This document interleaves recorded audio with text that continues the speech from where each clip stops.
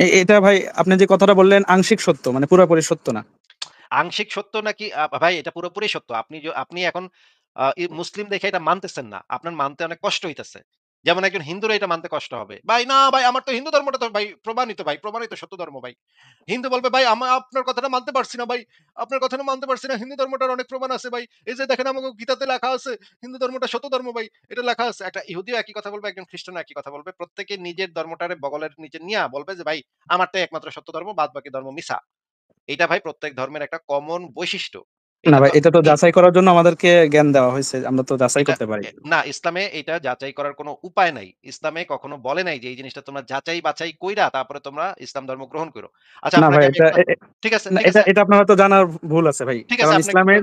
আচ্ছা একটু ধৈর্য ধরেন ভাই। আমরা একটা ভিডিও দেখে নিই আগে, তারপর আমরা বুঝবো আপনার কাছ থেকে শুনবো যে ইসলামে যাচাই করার স্কোপ আছে নাকি নাই। একটু ভিডিওটা দেখেন ভাই, দেখেন, শোনেন, হ্যাঁ? জি। আপনার যুক্তিকে ইসলাম এক কানা করিয়ে মূল্য দেয় না। আপনার যুক্তি রাখেন, দলিল দিয়ে ইসলাম চলে, যুক্তি দিয়ে ইসলাম চলে না। ইসলাম মাথা নত করে দলিলের কাছে, যুক্তির কাছে নয়। আলী রাদিয়াল্লাহু আনহু বলছেন, লাউ কানা দ্বীনু রায়। রায় বলে না, কি রায় হলো বলে না, বিচারের রায় কি বলে নাকি? এই রায় শব্দটা কিন্তু আরবি। রায় মানে ফাইসালা, সিদ্ধান্ত। লাউ কানা দ্বীনু রায়, যদি এই দিন রায় মানুষের যুক্তির উপরে চলতো, মানুষের যুক্তি নির্ভর যদি হতো, তাহলে আমি আলী রাদিয়াল্লাহু আনহু পায়ের তলায় মাসাহ করতে বলতাম। পায়ের কোন দিকে মাসাহ হয়? উপরে, উপরে না? পায়ের উপরে মাসাহ হয় সেটা জানি তো। মাসাহ করতে হয় পায়ের উপরে। আলী রাদিয়াল্লাহু বলছে না, যদি যুক্তি দিয়ে ইসলাম চলতো আমি বলতাম তলে মাসাহ করো, তলে।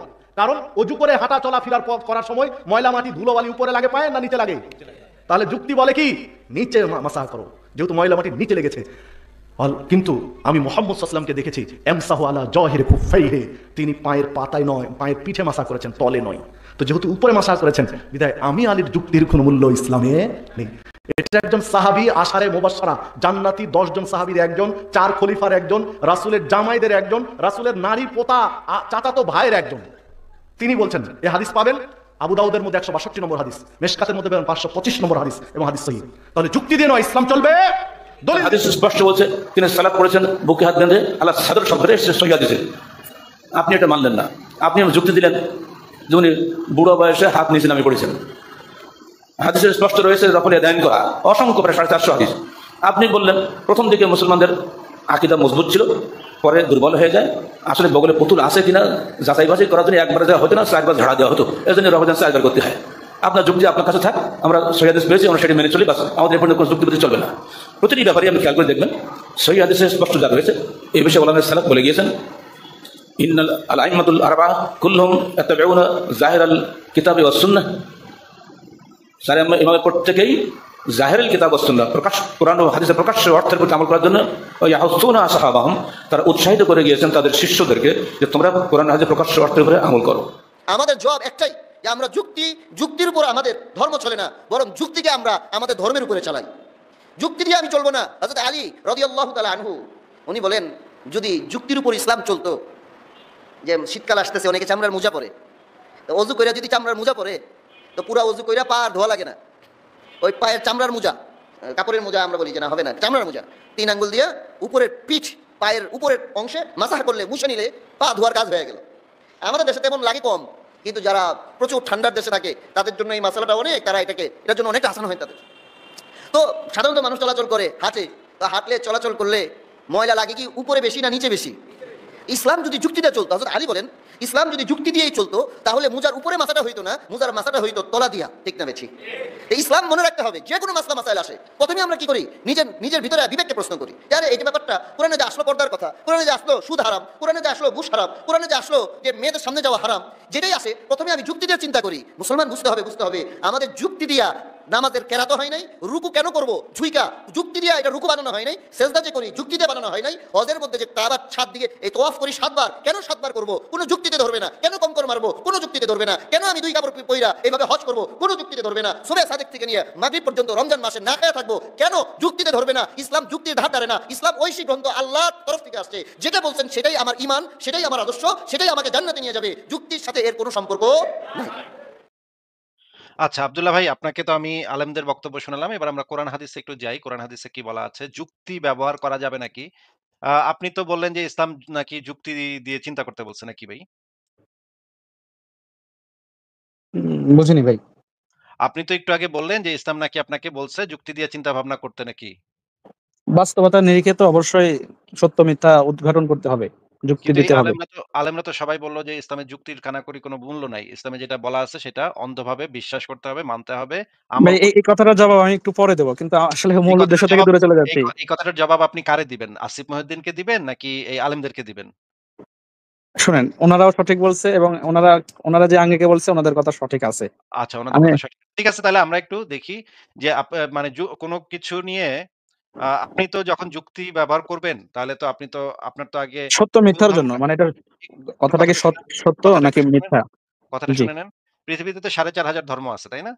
জি, তো আপনি তো একটা মুসলিম পরিবারে জন্ম নিচ্ছেন নাকি? জি অবশ্যই। তো মুসলিম পরিবারে জন্ম নিয়েছেন, আপনাকে তো ছোটবেলা থেকে শেখানো হয়েছে ইসলাম ধর্মটা সত্য ধর্ম নাকি? জি, এই বিশ্বাস নিয়ে তো আপনি বড় হইছেন। জি। তো মানে ইসলাম ধর্মটা গ্রহণ করার আগে কি আপনাকে আপনার বাবা-মা বলেছিল যে, "বাবা তোমাকে আমি এই নাও ৪ টা প্রধান ধর্মের কেতাব দিলাম। তুমি পইড়া তোমার যুক্তি দিয়ে চিন্তা করে দেখো যে কোন ধর্মটা ভালো লাগে, কোন ধর্মটা যুক্তিযুক্ত। তুমি সেই ধর্মটা বেছে নাও।" এইটা বলছিল? নাকি বলছিল যে, "আব্দুল্লাহ তুই তো মুসলমানের পোলা, তুই তো মুসলমান। তো ইসলামটাই একমাত্র সত্য ধর্ম।" আপনাকে কোনটা বলছিল ভাই?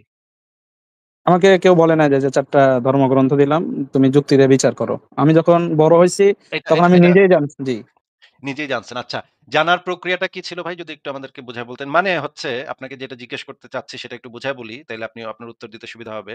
যে জি, আ মানে একটা জিনিস যাচাই করার প্রক্রিয়াটা হচ্ছে যে আপনার তো আগে একটা নিরপেক্ষ অবস্থানে থাকতে হবে।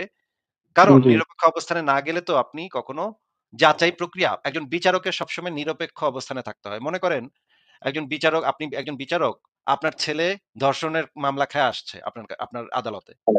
আপনার তো সেখানে একটা স্বজনপ্রীতি কাজ করবে, তাই না? ন্যায়ের আব্দুল্লাহ ভাই। মানদণ্ড না, জি, ন্যায়ের যদি প্রতিষ্ঠাতা না থাকে, আমরা নিজেরা অন্যায়ের প্রতি ঝোঁক থাকি, তাহলে অবশ্যই স্বজনপ্রীতি থাকবে।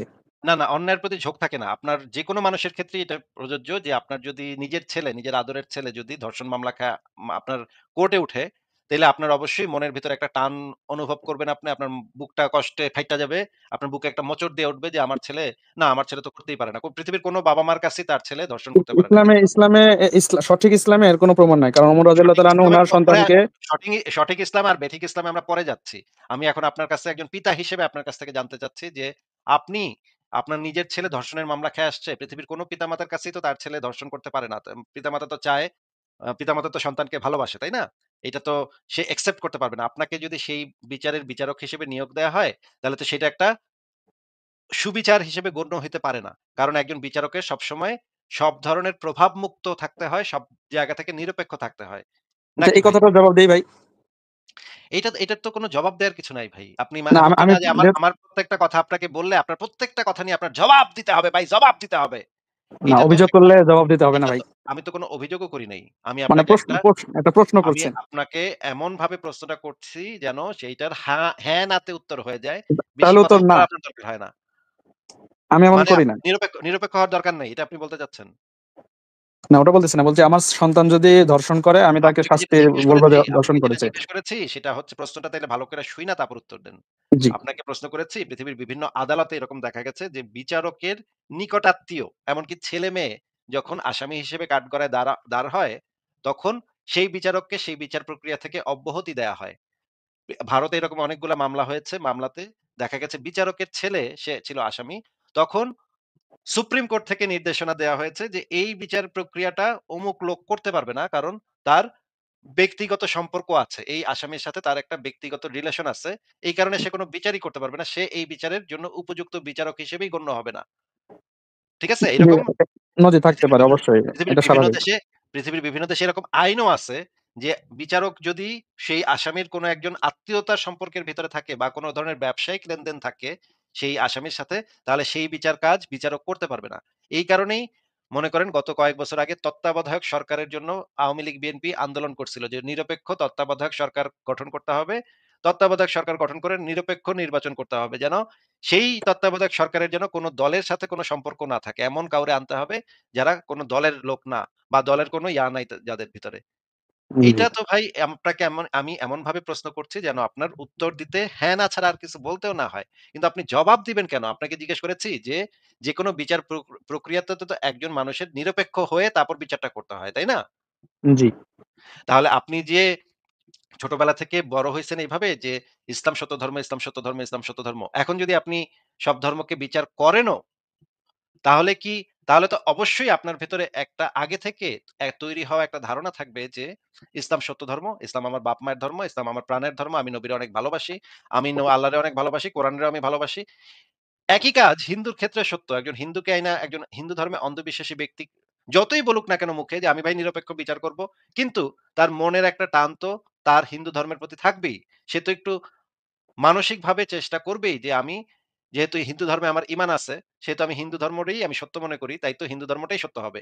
এই যে নিরপেক্ষ জায়গাটাতে আসা, এইটা তো একটা ডিফিকাল্ট কাজ। মানে আপনার পূর্ব এবার সংস্কার, প্রশ্ন বুঝতে পারছি ভাই। জি, এবার বুঝতে আপনার পারছি। পূর্বের পড়ালেখা ছোটবেলা থেকে যে আপনি প্রতিদিন পড়ছেন নবী একজন মহান মানব, নবী একজন সাল্লাল্লাহু আলাইহি ওয়াসাল্লাম, সাল্লাল্লাহু আলাইহি ওয়াসাল্লাম, আল্লাহ রাব্বুল আলামিন, আল্লাহ রাব্বুল আলামিন পবিত্র কোরআনে আল্লাহ পাক বলেছেন অমুক তমুক। এই যে এই জিনিসগুলো আপনার মানসিকভাবে আপনার উপর একটা প্রভাব ফেলবে। যেটা আপনি যত নিরপেক্ষ হওয়ারই চেষ্টা করেন না কেন, আপনি তো আল্টিমেটলি নিরপেক্ষ হওয়াটা আপনার জন্য অত্যন্ত ডিফিকাল্ট একটা ব্যাপার হবে। ঠিক আছে? জি, জি বুঝতে পারছি। তারপরেও ধরে নিলাম যে আপনি নিরপেক্ষভাবে যদি বিচার মানে আপনার পক্ষে তো নিরপেক্ষভাবে বিচার করা সম্ভবই না। কিন্তু আপনার পক্ষে কি এইটা সম্ভব যে আপনি অন্য ধর্ম গ্রন্থগুলা পইড়া দেখবেন যে ইসলাম সত্য নাকি ওই ধর্মটা সত্য? এইটা কি ইসলাম আপনাকে অ্যালাও করে? বলেন তো? জি, করে। ওকে। ইসলাম আপনাকে এটা অ্যালাও করে না। আপনি একটা ডাহা মিথ্যা কথা বললেন। ইসলাম আপনাকে এই জিনিসটা অ্যালাও করে না যে আপনি নিরপেক্ষ দৃষ্টি নিয়ে অন্য ধর্মগ্রন্থগুলা পইড়া দেখবেন যে অন্য ধর্মটা সত্য নাকি ইসলাম ধর্মটা সত্য। আপনাকে আমি দলিলটা চোখের সামনে বের করে দেখাচ্ছি। আপনি একটু হাদিসটা আমাদেরকে একটু পড়ে শোনান ভাই। পড়ে শুনে আমাদেরকে বুঝায় বইলেন। হাদিস পড়ে আপনি কি বুঝলেন? পড়েন ভাই।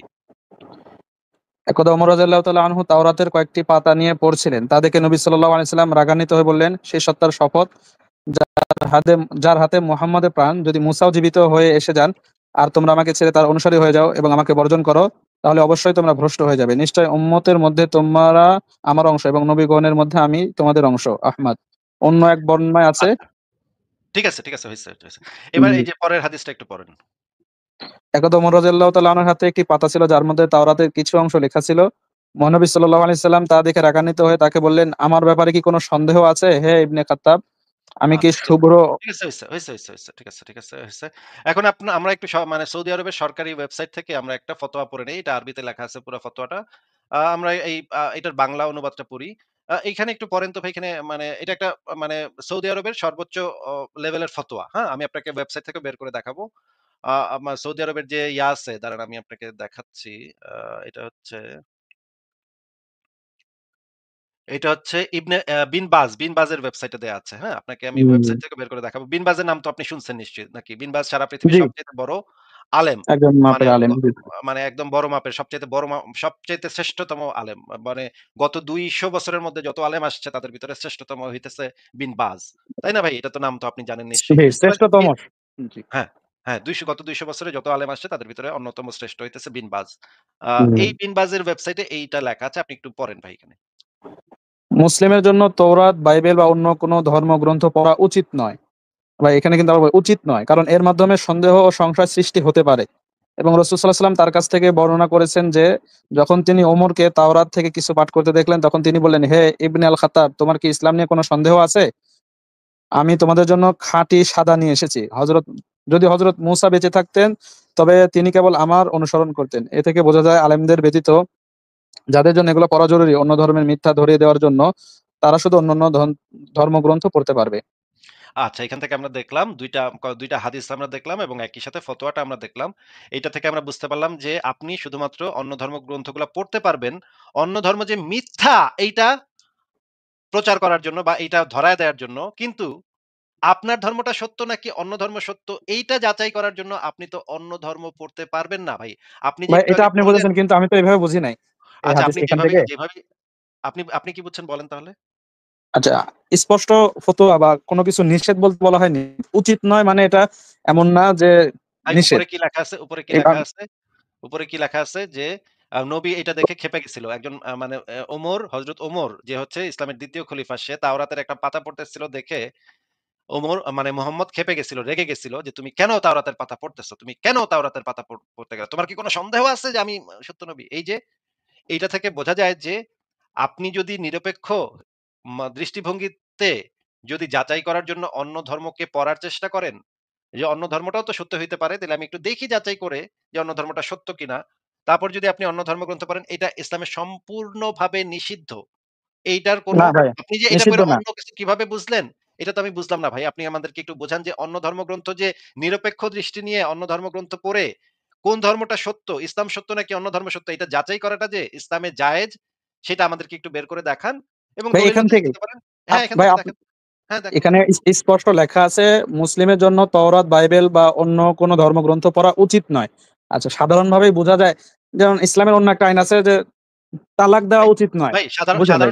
সাধারণভাবে যেটা বোঝা যায় সেটা এখানে বলে লাভ নেই। আপনি আমাদেরকে যেটা লেখা আছে সেখান থেকে আমাদেরকে বের করে দেখাবেন এবং আপনার দলিল বের করে দেখাবেন যে মানে নিরপেক্ষ মন নিয়ে অন্য ধর্মগ্রন্থগুলা পড়া মুসলমানের জন্য জায়েজ এবং মানে ওই ধর্মগ্রন্থগুলা পড়ে মানে কোন ধর্মটা সত্য এটা যাচাই করে দেখা। ইসলামকেও একই জায়গায় রেখে, হিন্দু ধর্মকে একই জায়গায় রেখে, খ্রিস্টান ধর্মকে একই জায়গায় রেখে, ইহুদি ধর্মকে একই জায়গায় রেখে, বৌদ্ধ ধর্মকেও একই জায়গায় রেখে সবাইকে সমান সুযোগ দিয়ে নিরপেক্ষ দৃষ্টিতে অন্য ধর্মগ্রন্থ পড়া যে ইসলামে জায়েজ, সেটা আপনি যেকোনো দলিল থেকে আমাকে বের করে দেখাবেন। আমি মাইনে নিব ভাই আপনার কথা।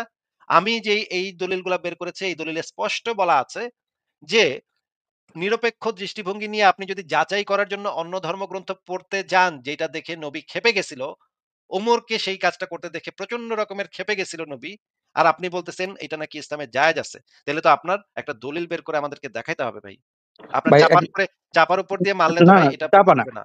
ভাই আমি যদি বলি যে ভাই একটা জিনিস নিষেধ অথবা একটা না, না, জিনিস করা দলিলটা বের করে আবশ্যিক। দেখান। এটা ভাই এটা আমি দেখে একটু বলি, মুহাম্মদ ক্ষেপে গেছিল কেন তাহলে? মুহাম্মদ এটা দেখে মানে ওমর যে তাওরাতের কয়েকটা পাতা পড়তেছিল সেটা দেখে মুহাম্মদ ক্ষেপে গেল কেন তাহলে? এই মুহাম্মদ তো প্রশ্নের উত্তর বলতো দেব আমি। ঠিক আছে তুমি নিরপেক্ষ দৃষ্টি নিয়ে পড়ো ওই মানে তাওরাতটা, তারপরে আবার কোরআনটাও পড়ো, তারপরে বিবেচনা করে দেখো যে জি। কোনটা সত্য। এটা তো বলতো। মানে এই মুহাম্মদ এই ক্ষেপে গেছিল প্রশ্নের কেন? উত্তর দেব আমি ভাই। হ্যাঁ, হ্যাঁ দেন। আচ্ছা, আমি আপনাকে তার আগে একটা সম্পূরক প্রশ্ন করি। ইসলাম ধর্ম কি মুসা আলাইহিস সালামের ধর্মকে অস্বীকার করে, যেটা মিথ্যা ধর্ম এমন সে বলে? সে সেগুলো নিয়ে এখন কথা হচ্ছে না ভাই। এইখানে অবশ্যই বলতে হবে। পরিষ্কার না ভাই, এখানে সেগুলো অবশ্যই নিয়ে বলতে হবে। এখানে পরিষ্কার আছে যে তাওরাতের একটা পাতা ওমর পড়তেছিল দেখে ভাই এটা মোহাম্মদ প্রাসঙ্গিক, ভাই ক্ষেপে এটা গেছিল। প্রাসঙ্গিক। এজন্যই আপনাকে মোহাম্মদ প্রশ্ন করেছি। ক্ষেপে গিয়ে তাকে বলছিল, "আমার ব্যাপারে কি কোন সন্দেহ আছে? হে ইবনে খাত্তাব, আমার ব্যাপারে কি কোন এটা একটা সন্দেহ আছে?" জি, এটা একটা স্বাভাবিক কথা এই কারণেই, কারণ প্রথমত ফার্স্ট অফ অল ইসলাম কখনোই মুসা আলাইহিস সালামের ধর্মকে অস্বীকার করে না। হ্যাঁ, যখন নবী মুসার মুহাম্মদ ধর্মকে মুসার ধর্মকে অস্বীকার করে নাকি অস্বীকার করে না সেটা এখানে বিবেচ্যই না। আমরা যে অবশ্যই বিবেচ্য ভাই। আলোচনাটা করতেছি ভাই, আমরা যে আলোচনাটা করতেছি যে নিরপেক্ষ দৃষ্টিভঙ্গি নিয়ে অন্য ধর্মগ্রন্থ পড়া, এইটা কি ইসলামে জায়েজ নাকি না জায়েজ? আমি আপনাকে ২ টা হাদিস বের করে দেখাইছি। একটা ফতোয়া বিন বাজের একটা ফতোয়া বের করে দেখাইছি। এবার আমরা দেখি অ্যাবসোলিউটলি বর্তমান জায়েজ। যদি না জায়েজ হয়, ভাই না জায়েজ একটা দলিল দেখাবেন। ভাই আমি অনেকগুলা দলিল দেখাইছি। আপনি না যদি ভাই, এটা এখানে কোথাও না যদি না জায়েজ বোঝেন শব্দ লেখাই নাই। আচ্ছা এখানে কোথাও নাজায়েজ শব্দটা লেখা নাই। আ মুস অনুচিত এই আর এই না মানে নিষেধ এক নয়। এই যে এইখানে জিজ্ঞেস করা হয়েছে কৌতূহলবশত ইসলাম ব্যতীত অন্য ধর্মগ্রন্থ পড়া কি আমাদের জন্য বৈধ? জি, উত্তরে বলা হয়েছে প্রশ্নটা একদম মুসলিমের জন্য সুন্দর, বুঝতে পারছি। মুসলিমদের জন্য তওরাত, বাইবেল বা অন্য ধর্মগ্রন্থ পড়া উচিত নয়। কারণ এর মাধ্যমে সন্দেহ সংশয় এখানে সৃষ্টি হতে কোথাও পারে। লেখা নাই যে নিষেধ। আপনি উচিত ভাই নয় কথাটার মানে কি ভাই? উচিত নয় কথাটার মানে কি? মানে মানে যেতে পারে, তবে এটা অনুচিত। কারণ সাধারণভাবে একজন যে যেতে জানে না যেতে পারে আসলেই তো। যেতে যে পারে সেটা কেন যেতে পারে সেটা তো এই লাইনে বলে দেয়া আছে ভাই। এই লাইনে যেটা বলে দেয়া আছে যে যেতে পারে কোন সময় ২-১ টা ক্ষেত্রে যেতে পারে। তখন শুধুমাত্র তখন যখন আলেমরা এই অন্য ধর্মগ্রন্থগুলা পড়বে শুধুমাত্র অন্য ধর্মের মিথ্যা ধরিয়ে দেওয়ার জন্য। ওই ধর্মটা সত্য নাকি এইটা যাচাই করার জন্য না তো ভাই। অন্য এই যে এদের ধর্মগুলা ভাই, এই যে অন্য ধর্মের মিথ্যা ধরিয়ে দেওয়া মানে কি? তাহলে আমারটা সত্য, এটা তো নাকি? আব্দুল্লাহ ভাই আপনি না চরম রকমের বাটপারি করতেছেন ভাই, হ্যাঁ? আপনি না অত্যন্ত অসম্ভব। আমি মিথ্যুক একটা বাটপারি করি নাই ভাই। এবং অত্যন্ত বাটপার না টাইপের ভাই, একজন লোক। এটা মুসলমান হইতে হইলে বাটপার যে হইতে হয় সেটাও আমি দেখাবো। না আপনারা যে ভাই, আপনি মুসলমান হইতে আপনি হইলে যদি প্রমাণ করতে পারেন যে আমি আপনারা যে একটা বাটপারি করছি, আপনি যদি প্রমাণ আপনি করতেন বাটপারি একটা করতেছেন বাটপারি করেছি, আমি আপনার কাছে করতেছেন কিনা? প্রকাশ্যে আপনি কান ধরে বাটপারি ক্ষমা করতেছেন চাইবো। কিনা? বাটপারি করতেছেন কিনা এখানে হাজার দর্শক জি, দেখতেছে জি, জি। জান এবং তারা অবশ্যই 100% অ্যাবসোলিউটলি রাইট, এবং দেখবে, এবং তারা এবং বিশ্লেষণ করবে। এইজন্য আমি হ্যাঁ, এভাবে হ্যাঁ, ঠিক কথাগুলো আছে। ঠিক বলতেছি। আছে। এবার একটু থামেন। আমরা আরেকটা ফতোয়া দেখব এখন। এটা হচ্ছে শায়েখ সালেহ আল মুনাজ্জিদের একটা বিখ্যাত ফতোয়া islamqa.info তে দেয়া আছে। আপনি চাইলে এটা পড়ে নিতে পারেন। এখানে যে জিনিসটা বলা হচ্ছে এটার বাংলা অনুবাদ আমি দেখাচ্ছি। বাংলা অনুবাদটা আমরা পড়ব। এখানে কি বলা আছে?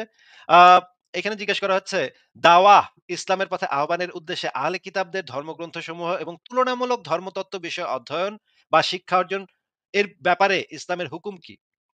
এখানে উত্তরে বলা হচ্ছে যে, তাওরাত এবং গসপেলের অনেক বিকৃতি বা পরিবর্তন সাধন হয়ে গেছে।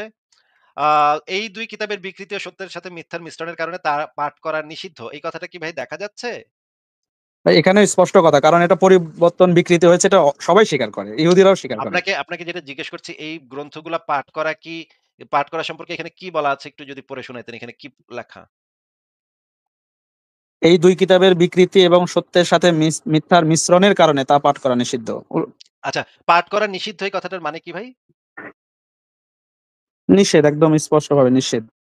ও নিষেধ মানে কি হারাম তো নাকি? অবশ্যই ১০০%। ও আচ্ছা। এইখানে তো তাহলে কেমনে এটা হইল ভাই? আচ্ছা ঠিক আছে আমরা দেখি এরপরে কি লেখা আছে। একদা ওমর এক ইহুদীর নিকট হতে প্রাপ্ত কিছু লেখা নিয়ে নবীর নিকট আসলেন। তিনি সেটা নবীকে পড়ে শোনালে তিনি রাগান্বিত হয়ে বললেন, "ওহে খাত্তাবের পুত্র, তুমি কি দ্বিধাগ্রস্ত তোমার দিনের ব্যাপারে হয়ে পড়েছ?" আচ্ছা নিচে আরো কি লেখা আছে দেখি। নিচে লেখা আছে, "পবিত্র কোরআন থেকে আমরা যে সত্যবাণী প্রাপ্ত হয়েছি তাতে তাওরাত এবং গসপেলে যে সত্যই বর্ণিত থাকুক না কেন সেটা আমাদের কোনো প্রয়োজন নেই।" কথাটা ভাই মানে কি বলেন তো বুঝায়? ১০০% প্রয়োজন নাই। আসলেই প্রয়োজন নাই। এটা আমি বিশ্বাস করি ভাই। ভাই সেটা আপনি কি বিশ্বাস করেন সেটা তো জিজ্ঞেস করছি না। এখানে কি লেখা আছে সেটা একটু পড়েন এবং পড়ে আমাদেরকে বুঝায় ভাই বলেন। আপনার এই যে এই সমস্ত বিষয় মানে এই তাওরাত নিয়ে এগুলো নিয়ে প্রশ্ন করাটাই তো আসলে সমীচীন না। কারণ ইসলাম তো এগুলোকে অস্বীকারই আপনাকে করে না। আপনাকে তো যেটা জিজ্ঞেস করেছি এখানে কি লেখা আছে সেটা একটু পড়েন।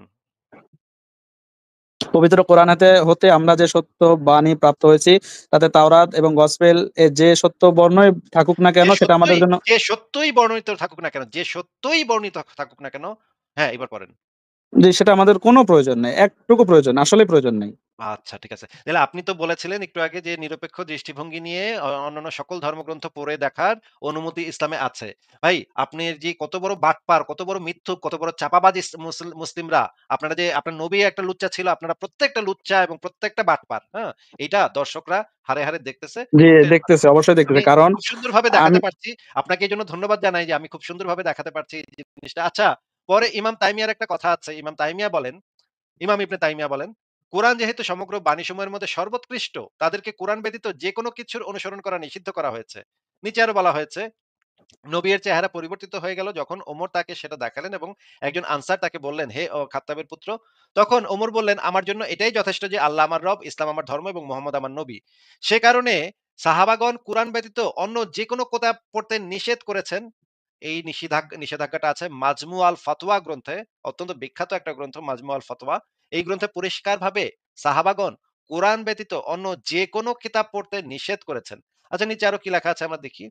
এরপরে কেউ যদি এখান থেকে মুখ ফিরিয়ে নেয় এবং অন্য কিতাবসমূহের মুখাপেক্ষী হয়, তবে তা পথভ্রষ্টতা, ক্ষতিকর এবং ইহা বাজে কাজ এবং সময়ের অপচয় মাত্র। ওই ধর্মগ্রন্থগুলো পড়া হচ্ছে সময়ের অপচয় মাত্র। আচ্ছা নিচে আরো কি বলা আছে? প্রথম শ্রেণীভুক্তরা সাধারণ মানুষ, দুর্বল, এই ব্লা, ব্লা, ব্লা। আচ্ছা, এখানে বলা হয়েছে, কিন্তু কারো এগুলো পড়া উচিত নয়। কারণ তাতে বিকৃতি, পরিবর্তন ও পরিমার্জন সাধিত হয়েছে। এইজন্য কারো কাছে তাওরাত, গসপেল, জবুরের কোনো অনুলিপি রাখা বা পড়া উচিত নয়। কারণ তা করা ঝুঁকিপূর্ণ যেহেতু এটা তাদেরকে ধাবিত করতে পারে এমন কিছু অবিশ্বাস করতে যা আসলে সত্য, অথবা এমন কিছু বিশ্বাস করতে যা আসলে মিথ্যা। এটা এই কারণে যে এই কিতাবসমূহ বিকৃত ও পরিবর্তিত হয়েছে। ইহুদি, খ্রিস্টান ও অন্যান্য রা এটা করেছে। আল্লাহ মহান আল্লাহ আমাদের কোরআনের মতো একটা মহান কিতাব দিয়েছেন যার অর্থ হলো আমাদের এই সমস্ত কিতাবের সমূহের আর কোনো প্রয়োজন নাই। মানে খুবই পরিষ্কারভাবে এই ফতোয়াতে বলে দেয়া আছে যে আর কোন ধর্মগ্রন্থ রাখা, পড়া কোন কিছুর অনুমোদন নাই।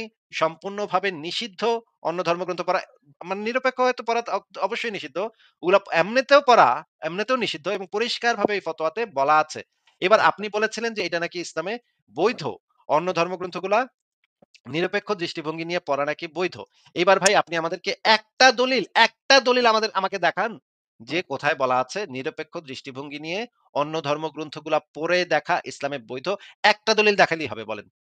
ভাই আপনি যেই দলিলগুলো দিয়েছেন সেগুলোতেই স্পষ্টভাবে লেখা আছে যে মানে এখানে কোনো রাসূলের হাদিস থেকে অথবা সাহাবায়ে কেরামের পক্ষ থেকে পড়া যাবেই না এরকম কথা কোথাও একদম নিষেধ, হারাম এরকম এরকম কোথাও লেখাই নাই। এরকম এরকম কোনো কথা লেখাই নেই নাকি? না। আচ্ছা ঠিক আছে। আবার আমরা স্ক্রিনটা আবার একটু শেয়ার দিচ্ছি। আপনি আপনার ভিডিওটা একটু অন করবেন ভাই। ভিডিওটা একটু অন করে আমরা আপনাকে একটু দেখতে চাই। আপনি ভিডিওটা একটু অন করেন। আমরা আপনার চেহারাটা একটু দেখি। চেহারাটা দেখে আপনার সাথে কথা বলি। এই যে এই ফতোয়াটা আমরা দেখলাম। এই ফতোয়াটাতে এখানে কি লেখা আছে? আমরা আবার একটু পড়ি।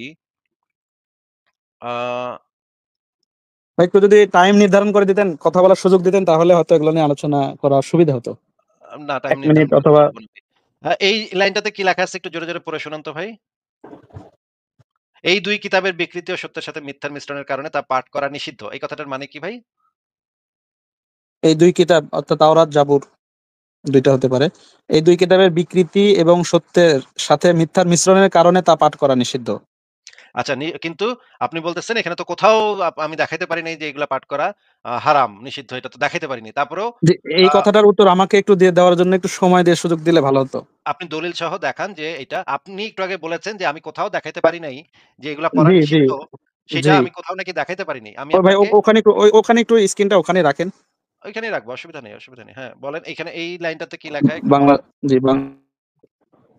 আওয়াজ আসতেছে না। ভাই বাংলা যেটা ছিল হ্যাঁ, জি এখানে রাখেন। আমাকে যদি 1/2 মিনিট অথবা ১ মিনিট সময় দিতেন। না, এখানে কোনো সময় দেওয়া যাবে না। আপনাকে যেটা মানে আপনি তো দলিল দেখাবেন যে অন্য ধর্মগ্রন্থগুলা নিরপেক্ষ দৃষ্টি নিয়ে অন্য ধর্মগ্রন্থগুলা পড়া সম্পূর্ণ বৈধ ইসলামে। সেটা আপনি বলেছিলেন, সেটা দাবি করেছিলেন। আমি বলেছিলাম যে অন্য ধর্মগ্রন্থগুলা নিরপেক্ষ দৃষ্টিতে তো পড়া তো অবশ্যই মানে নিষিদ্ধ। এমনকি শুধু ওইগুলা পড়াও নিষিদ্ধ, পড়াও যাবে না।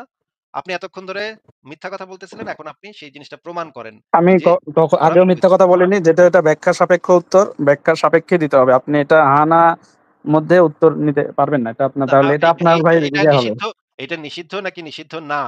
হালাল নাকি হারাম? এই উত্তর হা নাতেই হয় ভাই।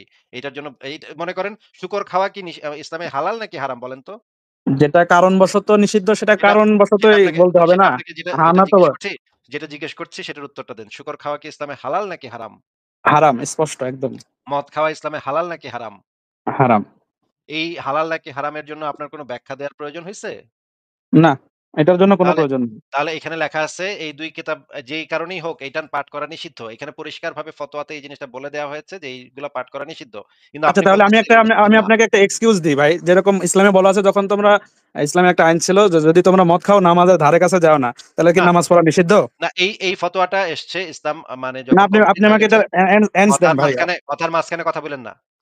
না, এটা করলে তো হবে না। অ্যান্স আপনি হয় আমাকে না, সুযোগ কোনো দিতে অ্যান্স হবে। হয় না, কোনো অ্যান্স হয় না। অ্যান্সার আপনি হয়। আমাকে জি, আপনি আমাকে ২ টা যুক্তি কথার দিছেন, মাঝখানে আরেকবার ২ কথা টা উত্তর বললে দিছেন। কথার মাঝখানে আরেকবার কথা বইলেন না। ঠিক আছে? ভদ্রভাবে বলতেছি, ভদ্রভাবে কথা শুনেন। ইসলাম কমপ্লিট হয়ে যাওয়ার পরে ইসলামের আর কোন সংযোজন বিয়োজন সম্ভব না। ইসলাম যখন না, নবী মোহাম্মদ মইরা গেছে, নবী মোহাম্মদ যখন বিষ খায়া কুত্তার মতো তপড়াইতে তপড়াইতে মরছে, ইহুদি মহিলার বিষ খায়া যখন কুত্তার মতো ফেনা উইঠা মুখে কুত্তার মতো মরছে, যখন আপনার নবী, আপনার লুচ্চা নবী যখন কুত্তার মতো মরছে, তখন তো ইসলাম কমপ্লিট হয়ে গেছে। তখন আর কোনো কিছু সংযোজন, বিয়োজন, এডিশন আর কিছু ইসলাম অনুসারে সম্ভব না। এবং আমি আপনাকে যেই ফতোয়াটা দেখাচ্ছি, সেই ফতোয়াটা নবী মোহাম্মদ মইরা যাওয়ার ১৪০০ বছর পরে এই ফতোয়াটা দেয়া হইছে। তার মানে ততদিনে ইসলাম কমপ্লিট। এখন আর কোনো কিছু হালাল হারাম সম্ভব না। এই কারণে আপনার এই নবী মোহাম্মদ মদ খাওয়ার একবার হালাল হয়েছিল, একবার হারাম হয়েছিল, ওইটা নবী মোহাম্মদের জীবদ্দশাতে সম্ভব ছিল। নবী মোহাম্মদ কুত্তার মতো বিষ খায় মরার পরে আর সম্ভব না ভাই। এবার বলেন। ভাই প্রথমত কথা, আপনি ২ টা উদাহরণ দিয়েছেন যে ইসলামের শুকর হালাল নাকি হারাম, আমি বলেছি হারাম। আপনি বলেছেন যে মদ হালাল নাকি হারাম, আমি বলেছি হারাম। আপনাকে সহজ আমি সাপটা প্রশ্ন করতেছি, কথা আমি কথা জি, আর বাড়ায়েন না ভাই। কথা আর বাড়ায়েন না আরেকটা ভাই। হারামের আপনি উদাহরণ তাহলে আমি দিচ্ছি আপনি ভাই। আপনি আমাকে দলিলটা দেখান যে ইসলামে আ আপনি আমাকে সেই দলিলটা একটু বের করে ভাই দেখান আপনার যে কোন দলিল, জায়গায় বলা আপনি যে আছে। দলিলগুলো দেখাচ্ছেন ভাই, ওখানেই উত্তরটা আছে। আমারও এক্সট্রা ভাবে তো দেখানোর কোনো আপনি প্রয়োজনই নাই। আচ্ছা একটু ক্যামেরাটা অন করেন ভাই। এরপরে কথা বলব। ক্যামেরা অন করে কথা বলব ভাই। ক্যামেরাটা অন ক্যামেরা করেন। অন করা কি একদমই জরুরি? হ্যাঁ, জরুরি। কারণ এই টাইপের মানে এত মানে চুনাহাগা লেভেলের মুমিন যেই দলিলগুলা দেখানোর পরেও এটারে বলে গোয়া দিয়া পাহাড় ঠেলা। ঠিক আছে? আপনি গোয়া দিয়া আপনার হোগা কখনোই না দিয়ে ভাই। আপনি এটা আপনার অনেকে হোগা দিয়ে এটা শোনেন ভাই, অনেকেই দেখতেছে শোনেন ভাই। ভাই। কথা বলেন না অবশ্যই ভাই। দেখতেছে, অবশ্যই দেখতেছে। নাস্তিকরা হ্যাঁ, কিন্তু অবশ্যই। পরে আবার আস্তিক হয়ে যাবে। হ্যাঁ, নাস্তিকরা আস্তিক হয়ে যাক ভাই আজকে। এটারে বলে জি। হোগা দিয়ে আপনি পাহাড় ঠেলতেছেন। আপনাকে সমস্ত দলিল প্রমাণ দেখানোর পরেও আপনি মানবেন না। আপনি গোয়ারের মতো, যে গাদ্দারের মতো ভাই বসে বলবেন যে, "না ভাই এটা আমি নিষিদ্ধ না ভাই। ওটা ভাই বৈধ ভাই। নিরপেক্ষ দৃষ্টি নিয়ে ইসলামকে সেম যাচাই করা সেম ভাই বৈধ।" ভাই, আপনি হ্যাঁ, আমাকে যে আপনি অভিযোগটা একটু দিলেন এটা আপনি করতেছেন ভাই। ক্যামেরাটা একটু অন করেন ভাই। আজকে ক্যামেরাটা অন নাই করি। না, আজকে ক্যামেরাটা অন করতে হবে ভাই। এরপরে আপনাকে কথা বলতে দিব অবশ্যই। কিন্তু এরপরে ক্যামেরাটা অন করার পরে কথা বলতে দিব। আজকে ক্যামেরাটা অন না না ভাই করি, মানে ক্যামেরা অন যেহেতু করতে না হবে। ভাই, অন্য মানে করতে হবে, আমরা অন করতে হবে। না, ক্যামেরা আমরা অন করতে হবে। তাইলে তো ভাই কথা আপনার কোনো কিছু মানে কথাই বলতে দিব না আপনার এরপরে আর। না ক্যামেরা আমরা অন করবেন, তারপর আরো কিছুক্ষণ কথা বলার আমার ইচ্ছা আছে। অসুবিধা নেই, কথা বলব। কিন্তু ক্যামেরা অন কইরা ভাই। না, আজকে আপনি একটা ক্যামেরা ফাংশনের কারণে আমরা ২-৩ জন একসাথে আছি তো আচ্ছা লাইটটা অফ করা ২-৩ আছে। জনের সাথেই আমি কথা বলব। ২-৩ জনের সাথে না আমি কথা বলব। ভাই, আপনারা ২-৩ ভাই জন মিললে আমারে দলিল দেখাবেন। আপনি এখন পর্যন্ত ভাই একটা দলিলও দেখান নাই। একটা কোরআনের আয়াত, একটা হাদিস কিচ্ছু দেখান নাই। আপনারা ২-৩ জন মিল্লা আপনারা ২-৩ জন আলেম দেখি আমি ২-৩ জনের চেহারা একটু দেখতে চাই ভাই। আপনি ২-৩ জনের চেহারাটি আমাদেরকে একটু দেখান। আপনারা নিশ্চয়ই আমি বুঝতে পারতেছি আপনার বাসা থেকে শিখায় দিতেছিল কেউ। সেই কথাগুলো আমি শুনতে না, না, পাইছি। না, না ওরকম দর্শকরা না। শুনতে পাইছে। ভাই দর্শকরা সবাই শুনতে পাইছে। আমিও শুনতে পাইছি। বাসা থেকে না আপনারা ভাই। বইলে দিছে কয়েকটা জিনিস। আচ্ছা ঠিক আছে, আমি আপনাকে ক্যামেরা অন এর আগেও আমি আপনাকে না আপনার আচ্ছা আ ও তো ক্যামেরা অন করতে গিয়ে চলে গেল দেখি। হায়, হায়! আব্দুল্লাহ ভাই আপনি তো ক্যামেরা অন করতে গিয়ে বাইরে হয়ে গেলেন। এটা কেমন কথা হইল? আব্দুল্লাহ ভাই আপনি তো ক্যামেরা অন করতে গিয়া বাইরে বাইরে হয়ে গেলেন। দেখেন দর্শকরা দেখেন আমি তাকে একদম পই, পই করে মানে রেফারেন্স বের করে দেখাইলাম। দেখানোর পরেও সে বলতেছে, "না এটা ইসলামে হারাম না। এটা করা যাবে। এটা বৈধতা আছে। ইসলামে নাকি এটার বৈধতা আছে।" নিরপেক্ষ দৃষ্টিভঙ্গি নিয়ে অন্য ধর্মকে যাচাই করে দেখা ইসলাম সত্য নাকি অন্য ধর্ম সত্য এটা নাকি দেখার স্কোপ আছে ইসলামে। আব্দুল্লাহ ভাই আপনি একটু ক্যামেরাটা অন করেন। ভাই এর আগেও ক্যামেরা অন করেছেন। আমি ক্যামেরা আচ্ছা এখন অন করতেছি। হ্যাঁ, লাইটটা অফ ক্যামেরাটা অন আছে করেন। হয়তো হ্যাঁ, মোবাইলের অসুবিধা নেই। আলোতে যাবে। অসুবিধা নেই। দেখেন, হ্যাঁ। এবার আপনি একটু জি। আপনার ওই যে আপনার সাথে যে ২-৩ জন আসছে তাদেরকে একটু দেখি ভাই চেহারাগুলো একটু। না ওরা তো শুয়ে আছে। রুমের লাইটটা অফ আছে জাস্ট ভাই। ওরা ওই যে ওই পাশে চকি আছে, শুয়ে আছে। আচ্ছা, কিন্তু আমি তো কথা শুনছি ওনাদের যে ওনারা আপনাকে কিছু বলতেছিল তখন আপনার ওনাদের না কথাগুলো ভাই আপনি এটা শুনতে আমি পারেন। একদম আমাকে কেউ কিছু বলে নাই। ওটা আমার ছোট ভাই। আরেকটা ছোট ভাই আছে এই। আচ্ছা আব্দুল্লাহ ভাই আপনি তাহলে আমাদেরকে কিন্তু এখন পর্যন্ত একটা দলিল দেখাইতে পারেননি। একটা ফতোয়া অন্তত ভাই দেখান। যে যে জিনিস নাই ভাই সেটা দলিল তো প্রয়োজন হয় না, তাই না? আমি তো আপনাকে সেই জিনিস দেখাইলাম যে অন্য ধর্মগ্রন্থগুলা পড়তে দেখে নবী চিতে গেছিল। এক ভাই হাতে আপনি এক আমাকে ৩০টা সেকেন্ড সময় দেন। একটা টাইমার তুলে দেন। আমি ৩০ সেকেন্ডের বেশি যাব না। আমার কথাটা যুক্তি দিয়ে বা যে কোরআনের দলিল ভিত্তিতেই যুক্তি দলিল দিয়ে আমি আপনাকে দলিল দলিলটা দিয়ে আগে দলিল দেন। জি, দলিলটা আগে দেন তারপর আপনার আপনার শুনতেছি। দলিলটা আগে দেন। জি। কোরআনুল কারিমের মধ্যে একটা আয়াত আছে যেখানে বলা হয়েছে যখন তোমরা মদ্যপ অবস্থায় থাকো তখন তোমরা নামাজে যাও না। মানে ওই সময় নামাজ নিষেধ। এর মানে কি নামাজ সর্ব অবস্থায় নিষেধ? কখনোই না। সুতরাং এখানেও বলা হয়েছে যেহেতু কিতাবগুলোতে বিকৃতি সাধন করা আছে, এইজন্য সেগুলো পড়া নিষেধ। এর মানে সার্বিকভাবে নিষেধ এটা কখনোই বলা হয় নাই। ও মানে নিষেধ কিন্তু নিষেধ না নাকি?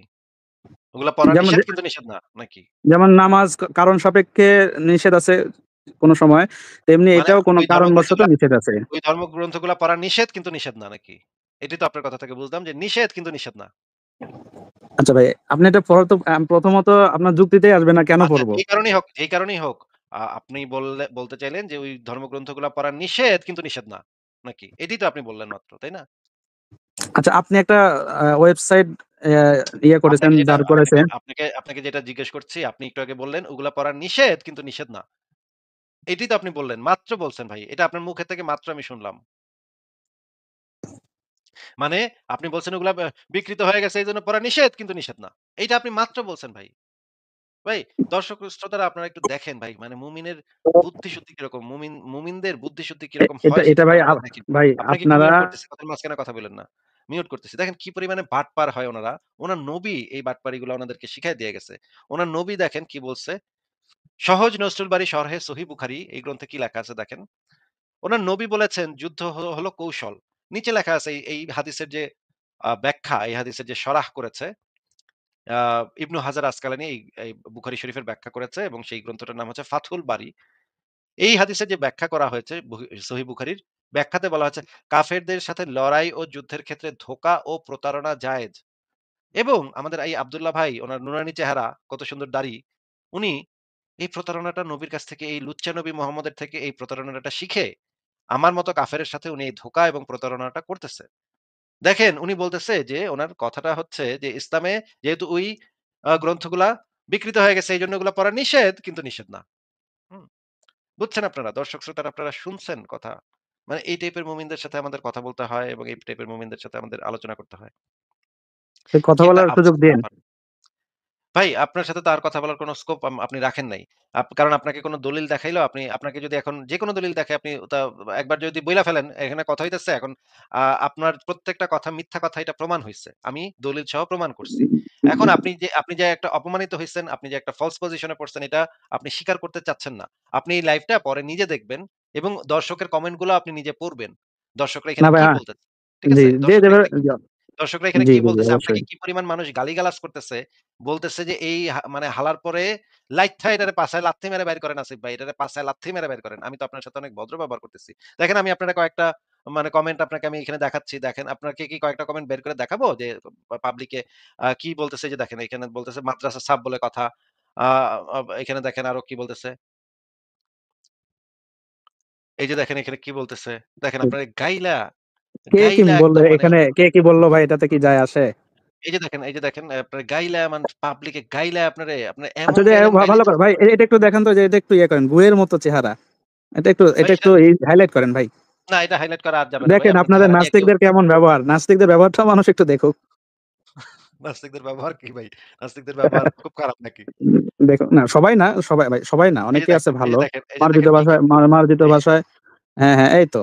জি, এই যে জি, জি, দেখেন কি এগুলো একটু দেখান। জি, অবশ্যই ভালো। এই যে দেখেন কি লিখতেছে। আচ্ছা, কোরআনে যে জিনিসটা বলা আছে যে কেউ যদি ইসলাম ধর্ম ছাড়া অন্য ধর্ম তালাশ করে, অন্বেষণ করে ইসলাম ছাড়া যদি কেউ অন্য ধর্ম তালাশ করে, অন্বেষণ করে তাহলে সে হবে ক্ষতিগ্রস্তদের অন্তর্ভুক্ত। এমনকি এগুলা বাইসানের নাই। আপনি যদি তালাশও করেন, অন্বেষণও করেন, এটা কোরআনের ৩ নম্বর সূরার ৮৫ নম্বর আয়াতে বলা আছে। এই আয়াতটা আমি দেখাইতাম কিন্তু এই আয়াত দেখানোর আসলে দরকার নাই। এবং আপনারে আমি যেই জিনিসই দেখাই না কেন, সেই জিনিস আপনি মানে আ এটারে বলে হোগা দিয়ে পাহাড় ঠেলা। ঠিক আছে? একটা বলদ যখন হয় তখন সে পাছা দিয়ে এভাবে পাহাড়টারে ঠেলতে, ঠেলতে মনে করে কি পাহাড়টা নইড়ে যাচ্ছে। আসলে তো পাহাড় নড়তেছে না। আসলে সে নিজেই নড়তেছে। কিন্তু সে বুঝে না সে মনে করে যে পাহাড় মনে হয় নইড়া যাচ্ছে। আপনি এখন পাহাড় নাড়াইতেছেন ভাই। এবং আমি মনে কিছুই করতেছেন বললাম না। আমি শুধু এতটুকু বললাম যে এই কথাটাই আপনার জন্যই প্রযোজ্য এই মুহূর্তে। আচ্ছা, ঠিক আছে ভাই। ঠিক আছে ভাই, আপনার সাথে আর কথা বলার কোনো অর্থ নেই। কারণ আপনাকে কোনো দলিল প্রমাণ দেখাইলেও আপনি ভাই একটা দলিল জিনিস শুধু প্রমাণ দেখা মানবেন যান, ওই যে ভাই না ভাই, ইয়েটা। আপনার সাথে আর কোনো কথা বলার কোনো স্কোপ নাই। কারণ আপনি সেই স্কোপটা নষ্ট করে দিচ্ছেন। আপনি যদি দলিল প্রমাণ আমি দেখাই দিছি, যা দেখানোর দেখাই দিছি, পাবলিকে বুঝবে। কিন্তু আপনি যে একজন মিথ্যুক, ভণ্ড, প্রতারক, বাটপার, নবী মোহাম্মদের মতোই সেটা দর্শকদের হাতেই ছেড়ে দিচ্ছি। দর্শকরা বুঝে নিবে যে এটার মানেটা কি। ঠিক আছে, পরের জনকে